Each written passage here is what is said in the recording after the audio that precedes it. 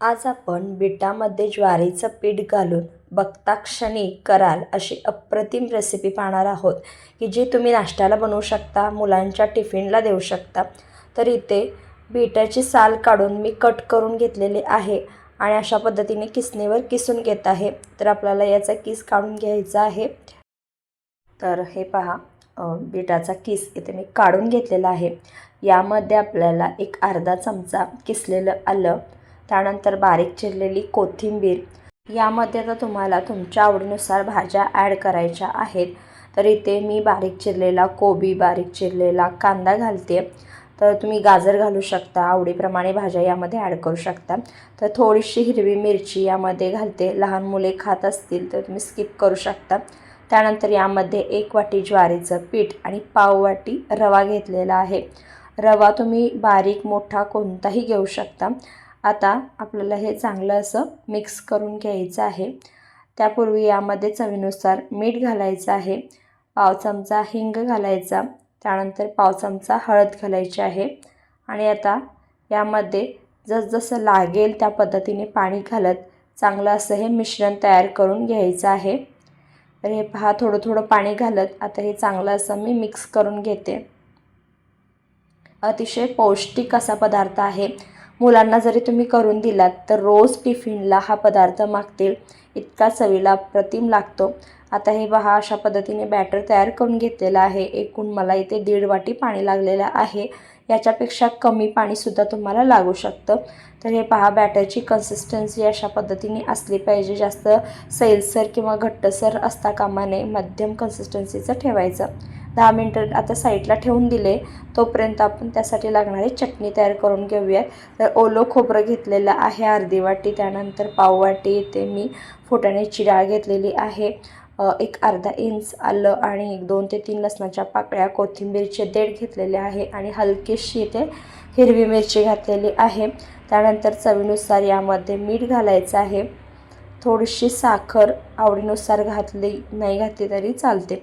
त्यानंतर पाव चमचा यामध्ये जिरे घालायचं आहे, लिंबाचा रस 1 चमचाभर घालायचा आहे, हलकंसं पाणी घालायचं आणि आता आपल्याला याची चटणी तयार करून घ्यायची आहे। तर आता हे मी वाटून घेते। हे पहा, इथे आपली ओल्या नारळाची चटणी तयार झालेली आहे। वाटल्यास तुम्ही याला जिरे, मोहरी, कढीपत्त्याची फोडणी देऊ शकता, पण मी तशीच ठेवलेली आहे। 10 मिनिटानंतर बॅटरसुद्धा आपलं चांगलं असं तयार झालेलं आहे। यामध्येच आपल्याला चिमटभर सोडा घालायचा आहे, याच्यापेक्षा जास्त घालू नका, तेवढाच घालायचं आहे। त्यानंतर हलकंसं त्यावर पाणी घालायचं आणि चांगलं असं मिक्स करून घ्यायचं आहे। तर हे पहा, अशा पद्धतीने तुम्ही सोडा स्किपसुद्धा करू शकता, पण हलकंसं सोडा घातल्यामुळे छान हलका असा पदार्थ तयार होतो। आता हे चांगलं असं मिक्स करून घ्यायचं आहे।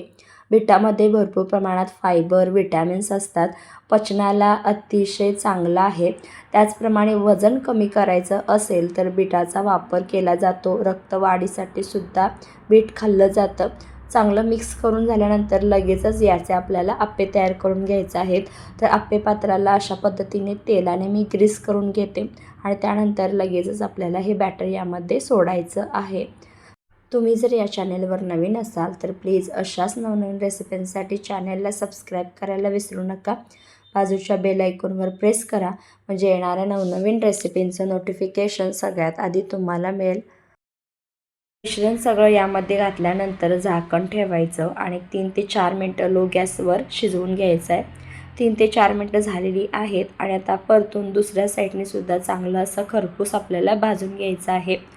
तर यामध्ये आपण रवा वापरलेला आहे, त्यामुळे वरून मस्त क्रिस्पी आणि आतून एकदम मऊ लुसलुशीत असे हे आपले आप्पे तयार होतात। तर हे आप्पे एक 3 ते 4 मिनटं लो गॅसवर, लो टू मीडियम गॅसवर चांगले भाजून घ्यायचे आहेत। शेवटचे आप्पे तुम्ही पाहू शकता, एकदम व्यवस्थित अलगदपणे आपले परतले गेलेले आहेत आणि सुंदर दिसत आहेत। जितके दिसायला टेम्पटिंग दिसत आहेत तितकेच चवीला अप्रतिम लागतात आणि मुलांना कलरफुल असे पदार्थ आवडतात, त्यामुळे बीटाचे हे आप्पे एकदा नक्की ट्राय करून पहा।